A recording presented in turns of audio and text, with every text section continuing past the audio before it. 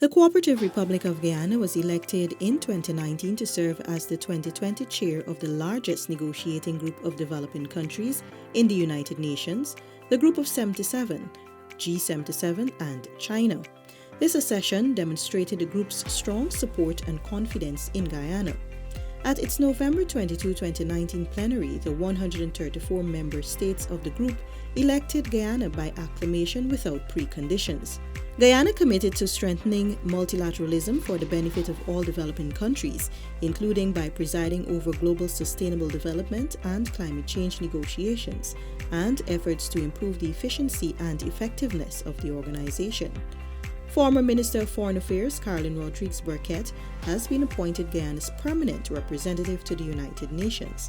Mrs. Rodrigues-Burkett, in a recent interview with the DPI, said Guyana has taken up the chairmanship of the G77 at a significant time. On Thursday, October 29, Guyana will host its flagship event on the occasion of its chairmanship of this major group under the theme, Maintaining a Low-Carbon Development Path Towards the 2030 Agenda in the Era of COVID-19.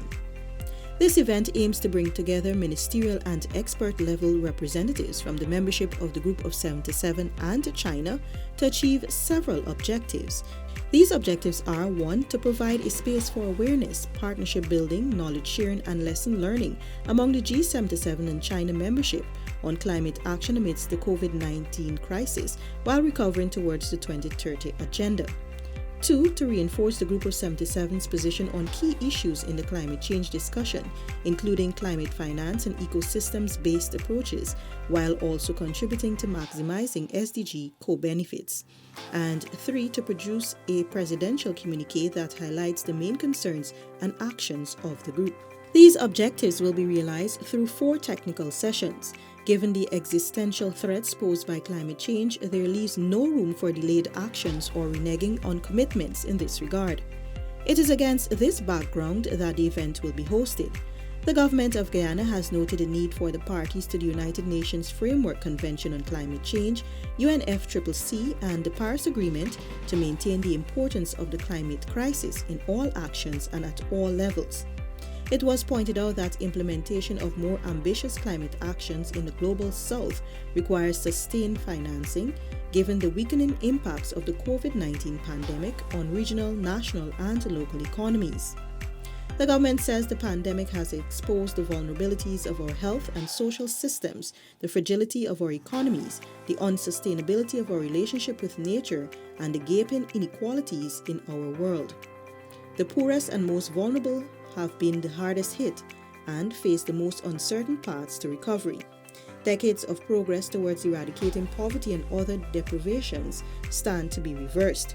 The flagship event will also highlight the need for enhanced solidarity and greater systemic resilience amid the COVID-19 pandemic. Mrs. Rodrigues-Burkett further explained the importance of the event in pushing this agenda. Basically, what this event is going to do, or is going to focus on, is on maintaining a low-carbon development path in the context of COVID, keeping our eyes on achieving the Sustainable Development Agenda. And this event is being held by us in our capacity as chair of the G77 and China. But what we are trying to do here is to remind the world that yes, we have the pandemic, and yes, we have to deal with the pandemic, but that should not put a low carbon development pathway to sustainable development on the back burner. As you know, our government, and in particular, I would say the PPP civic government, we have for many, many years been pushing for a low carbon development path. We have done our part in Guyana on that.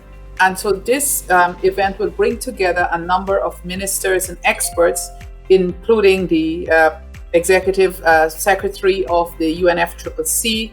We have the head of ECLAC would be there. We would also have the Assistant Secretary General, who is a special advisor on climate change to the Secretary General of the UN. And we will have the UN Secretary General as well sending a message at that meeting. The response to the pandemic, the government posits, must now aim to build fairer and more inclusive, resilient and sustainable societies and economies.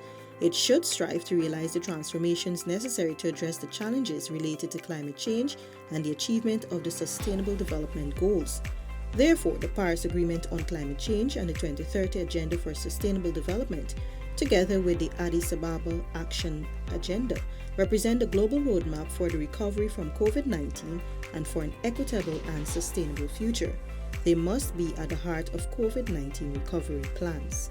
In terms of what Guyana, I think, would bring in these last months, because we're in the last months of this chairmanship, I think is that reminder that we must not forego what we have committed to in the Paris Agreement, in several other agreements, in the Sustainable Development Goals, just because we have COVID now. In fact, we have to accelerate it even more so because of the pandemic. While Guyana is a small country, the UN Permanent Representative said in its current position of the G77 chair, its contributions are pivotal.